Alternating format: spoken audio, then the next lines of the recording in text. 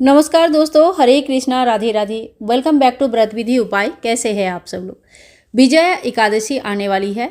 एक बहुत बड़ा कन्फ्यूज़न है कि विजया एकादशी कब मनाया जाएगा, 6 तारीख को या 7 तारीख को।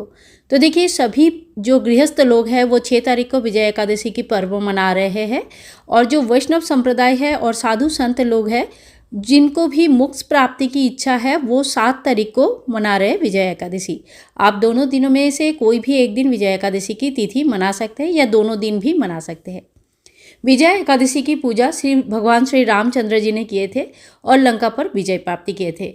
अभी तो हमारे जीवन में ऐसा कोई युद्ध तो होता नहीं है, लेकिन हर क्षेत्र में हमें कोई ना कोई लड़ाई तो लड़ना ही पड़ता है, चाहे वो पढ़ाई के लिए हो, चाहे वो ज़िंदगी जीने के लिए हो। इसीलिए विजय प्राप्ति के लिए आप सभी को इस व्रत को जरूर करनी चाहिए। देखिए, विजया एकादशी हो चाहे कोई भी एकादशी हो, पीला कपड़ा आपको बिछाना है पटले के ऊपर, पीला वस्त्र, पीला फूल, पीला फल, पीला भोग का व्यवहार करना है। ये सबके लिए सेम रहता है। इस व्रत में सबसे स्पेशल जो होता है, सप्तधान का आसन लगाकर कलश स्थापना की जाती है। सप्तधान मतलब इसमें चावल का व्यवहार नहीं होगा, क्योंकि एकादशी में चावल निषिद्ध माने जाते हैं। इसके बाद देखिए, आप घट के ऊपर एक स्वास्तिक बना दीजिए। कंठ में आप जो कलावा होता है कलावा बांध दीजिए, और घट के अंदर गंगा जल डालिए थोड़ा सा, और फिर नॉर्मल जल से भर दीजिएगा। इसके बाद थोड़ा सा हल्दी, कुमकुम, थोड़ी सी तिल, थोड़ा सा 1 रुपया का कॉइन, एक फूल इत्यादि डाल के आप घट स्थापना कर सकते हैं। ठीक है। घट के ऊपर रखने के लिए पूर्ण पात्र हमें चाहिए होता है। वो पूर्ण पात्र आप जौ से भरेंगे, यानी कि जौ रखेंगे उसमें, और 5 पल्लव इसमें डाला जाता है। 5 आम का, 5 अशोक का पत्ते ले सकते हैं, या 5 अलग अलग कोई भी देव वृक्ष की पत्ते आप ले सकते हैं। तो देखिए, यहाँ पे मैंने कलश का स्थापना कर दिया, दीपक का स्थापना कर दिया है, और इसके बाद पूजन शुरू करेंगे। तो देखिए, अगर आपके पास भगवान श्री विष्णु जी की मूर्ति है तो आप किस तरह से पूजन करेंगे, इसकी वीडियो मैंने ऑलरेडी अपलोड करके रखा है। आप उस वीडियो को जरूर देख लेना। पूजा का बिल्कुल सही विधि उसमें बताया गया है। अगर आपके पास भगवान श्री विष्णु जी की कोई मूर्ति विग्रह नहीं है तो आप लड्डू गोपाल जी की भी पूजन कर सकते हैं। लड्डू गोपाल जी की पूजा इस दिन कैसे की जाती है, चलिए देख लेते हैं। तो एक थाल हम लेंगे, इसमें चंदन से स्वास्तिक बनाया है, और गोपाल जी को इसमें विराजमान कीजिएगा।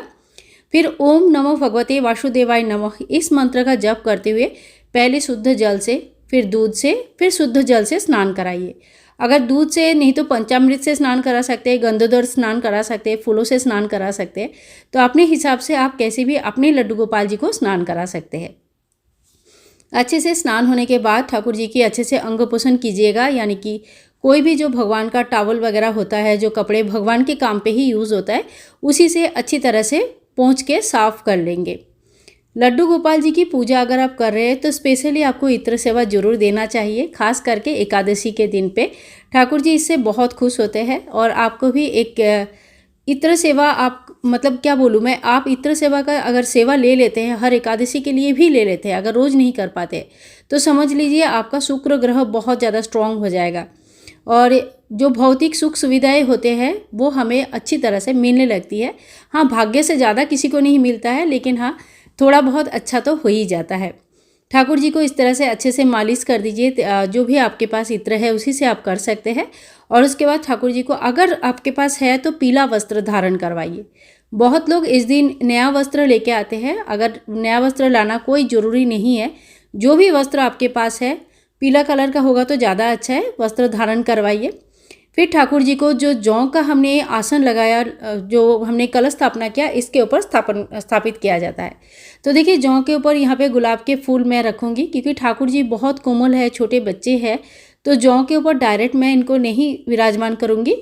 तो गुलाब के कुछ फूल रख के फिर ठाकुर जी को इस तरह से विराजमान करूँगी। तो इस तरह से कलश के ऊपर रख के ही पूजन किया जाता है। शास्त्रानुसार इस कलश का और जो विग्रह होगा वो सोना, चांदी या तो फिर पीतल का बना हुआ होता है, और उनका दान किया जाता है। लेकिन घर का ठाकुर जी का दान कोई कभी नहीं करते हैं। इसीलिए अगर आप कलश का दान करना चाहते हैं तो कलश आप मिट्टी के ले सकते हैं, या तो फिर कलश अगर आप पीतल या चांदी का या जो भी धातु का लेना चाहते हैं वो नया होना चाहिए, क्योंकि पुराना चीज़ों का दान नहीं होती है अगर आप दान करना चाहते हैं तो देखिए, समय के साथ साथ नियम थोड़ा बहुत चेंजेस तो हो ही जाता है। और घर पर जब हम पूजा करते हैं तो इस तरह से हम दान नहीं करते हैं, ठाकुर जी या कलश का दान नहीं करते हैं। पर आप दान करना चाहते हैं तो आप कर सकते हैं, ठाकुर जी की नहीं, कलश की। और इसके बाद देखिए ठाकुर जी को गुलाल चढ़ा दीजिए, अभ्रक चढ़ा सकते हैं, टीका लगा दीजिए, चंदन का टीका कर दीजिए। और ठाकुर जी के प्रिय फूल जो होते हैं, पीले फूल अगर आपको मिल जाता है, पीले फूल का माला चढ़ा सकते हैं और फिर ठाकुर जी को भोग लगाइए। एकादशी के दिन चावल का व्यवहार नहीं होता है, तो आप कोशिश कीजिएगा कि इस दिन जो फलाहारी भोग खुद भी ग्रहण करें और ठाकुर जी को भी फलाहारी भोग ग्रहण करें। तो यहाँ पे आप कोई भी फल का भोग लगा सकते हैं। केला इस दिन बहुत ज़्यादा अच्छा माना जाता है क्योंकि पीला फल में आता है। इसके अलावा आप ड्राई फ्रूट्स वगैरह लगा सकते हैं। थोड़ी सी धूप दीप जरूर कर दीजिएगा। कम से कम कोई भी पूजा में हमें पंचोपचार पूजा जरूर करनी चाहिए। इसके बाद देखिए व्रत कथा के बिना कोई भी पूजा जो है ना संपूर्ण नहीं माना जाता है।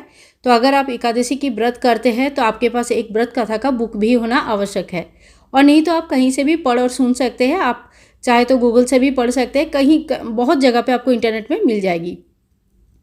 पढ़ने के बाद आप हाथ में जो फूल लेके बुक पढ़ते हैं तो हाथ का वो फूल और बुक दोनों आपको चौकी में रख देनी है। और किताब का भी पूजन किया जाता है क्योंकि किताब ही एक ऐसी वस्तु है जिससे हमें नॉलेज मिलती है, जिससे हमें पता चलता है कि हमारा संस्कृति क्या है, क्या करना है और क्या नहीं करना है। इसके बाद देखिए कपूर से आप चाहे तो आरती कर सकते हैं, या तो जो दीपक जला है उससे भी आरती कर सकते हैं। और आरती होने के बाद हाथ में थोड़ी सी जल लेके आप आचमन कर लीजिएगा। 3 बार जल को घुमा के भूमि पे छोड़ दीजिए। इस तरह से आरती को आचमन किया जाता है।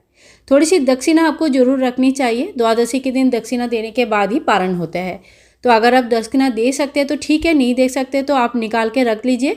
और जब भी आपको मौका मिले किसी मंदिर में ब्राह्मण को या ज़रूरतमंद व्यक्ति को आप दक्षिणा और थोड़ी सी दान जरूर कर लीजिएगा। द्वादशी के दिन दान करने के बाद ही एकादशी की पूर्ण जो है ना पूजा का पूर्णता होती है। तो देखिए इसी तरह से बहुत ही सरल विधि से हम घर पर पूजन कर सकते हैं। और अगर वीडियो आप लोगों को अच्छा लगा तो please like share and comment, channel को सब्सक्राइब करके रखें। मिलती हूँ नेक्स्ट वीडियो में, तब तक के लिए राधे राधे।